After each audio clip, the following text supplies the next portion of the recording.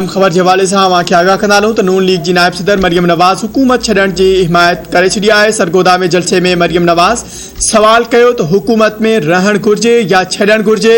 मुंहिंजे ख़्याल में अहिड़ी हुकूमत के छॾण बेहतर आहे।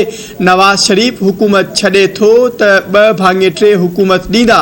संदसि चवणु हो त अवाम लाइ महांगाई जो तूफ़ान आणण खां बेहतर आहे हुकूमत छॾण घुर्जे। नवाज़ शरीफ लंडन में वेही जलसो ॾिसी रहियो आहे। चयो वियो त नवाज़ शरीफ जी सियासत ख़त्म थी वई, हाणे नवाज़ शरीफ के चयो वञे थो त वापसि अचो। अहम ख़बर के हवाले से नाज़रीन तव्हांखे हिकु ॿीहर आगाह कंदा हलूं त मरियम नवाज़ जो वधीक चवणु हो त नून लीग ॾांहुं ॾींहं राति अवाम जी ख़िदमत करे ॾेखारी। 4 साल पाकिस्तान की तबाही ऐं बर्बादी कई वई। 3.5 सालनि में मईशत के वेंटिलेटर ते पहुचायो वियो। अनाड़ी नाअहल के सॾाए 22 करोड़ अवाम मथां मढ़ियो वियो। इमरान खान परॾेही साज़िश जो ड्रामो खणी आयो। अहम ख़बर के हवाले से नाज़रीन तव्हांखे आगाह कंदा हलूं त संदसि चवणु हो त इमरान खान परॾेही साज़िश जो को बि सबूत पेश न कयो। इमरान खान नओं ड्रामो शुरू कयो आहे।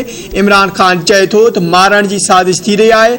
इमरान खान पंहिंजे क़त्ल जो नओं ड्रामो खणी आयो। कूड़े शख़्स क़त्ल जा सबूत ॿारनि ॾांहुं मोकिलिया आहिनि। Election commission foreign funding case खोले त जानिबदार रहे। इमरान खान एक फितने ऐं नफ़रत जो नालो आहे।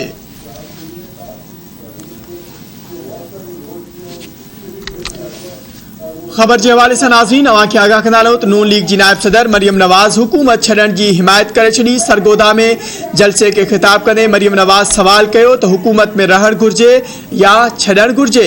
मुंहिंजे ख़्याल में अहिड़ी हुकूमत के छॾण बेहतर आहे। नवाज़ शरीफ हुकूमत छॾे थो त 2/3 हुकूमत ॾींदा।